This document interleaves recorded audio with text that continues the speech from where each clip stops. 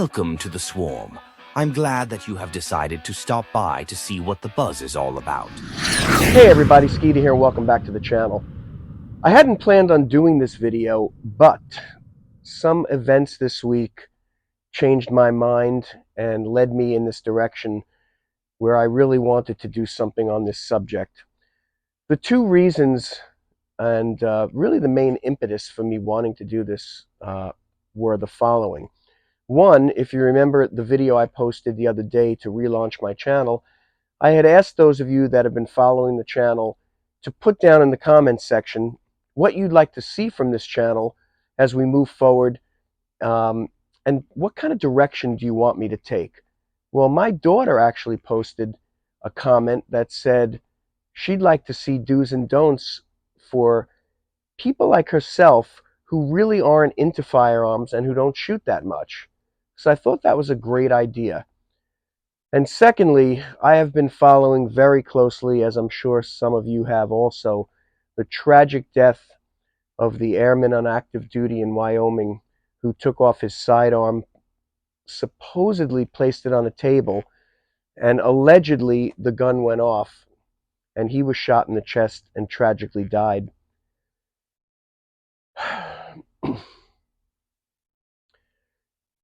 It's heartbreaking. And I'm going to tell you what this video is not going to be about. It is not going to be about the brand of firearm, the model of firearm, or anything to do with that gun. It's also not a video on basic firearm safety rules that, as I teach, we all live by, because if we don't live by them, tragically, we could die by them. This is going to focus on a very specific part of those rules, and that is muzzle discipline. It got me to thinking about what I do and how I handle firearms in my life every single day. Not only on the range, but in my home, when I'm out of my home, when I'm carrying a gun, when I put on my firearm in the morning, when I get dressed, when I take it off at night, and what I do to avoid that muzzle. The way I teach it and the way I live my life is, if the magazine is out of the gun, the action is locked open, and I have visually and physically inspected that chamber to make sure there is no ammunition in the gun, then in my mind, the gun is still loaded. Guns are always loaded. It doesn't matter what condition they're in. Treat them as if they are always loaded. At night, when I take my firearm out of my waistband, it comes out with the holster. That gun is loaded and chambered at all times. That gun sits on my nightstand with the muzzle pointed away from myself, my wife, my bed, and away from me walking past that muzzle. So when I get up at night, if I get up at night to go to the bathroom, I'm not walking in front of the muzzle of that gun. It's pointed away from me and away from any movement in the house or any people. Now, everybody is different. Everybody's homes are different. Everybody's situation is different. And it's up to you to figure out where that direction is, so that, God forbid, if that firearm were to discharge, it would be pointing in a safe direction. Is it probable that a gun in a holster with the trigger guard covered is going to go off? It's not probable. Is it possible? Anything is possible. Therefore, I want to make sure that I can eliminate 100% of the possibilities that if that firearm were to go off, that it would not kill or injure anybody, and that the muzzle will be pointed in a safe direction. Oh, hello again. I'm sorry to interrupt, but I thought I'd do a quick flyby and ask you to take a moment to hit the thumbs up button and subscribe to the channel if you haven't done so yet. Thank you. One of the other things that I teach in the classes that we give is that you have to have a healthy fear and a healthy respect of your firearm. Let's use an analogy that everyone will understand. Motorcycles. I've owned plenty of Harley-Davidson motorcycles. They scared me. I have a very healthy fear and a very healthy respect for a motorcycle. I know that every time I get on one, something bad can happen. Therefore, I do everything I can to eliminate any possibility of that happening. Same thing with a gun. If you don't have a healthy fear and a healthy respect for a gun that you carry every day or any gun that you own or shoot, there's something wrong with you.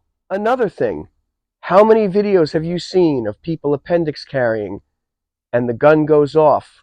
Just search YouTube. You'll find them. They're out there. I've seen plenty of them. It's one of the reasons that I do not appendix carry. But every time I put my gun inside my waistband or on my body, I make sure that muzzle is away from my body, that it's pointing towards the floor and not towards my leg, my back, my groin, anywhere on my body. I want to make sure that if that gun were to discharge while I am putting it in my waistband or on my belt, that the bullet would impact in an area that wouldn't hit me or anyone else.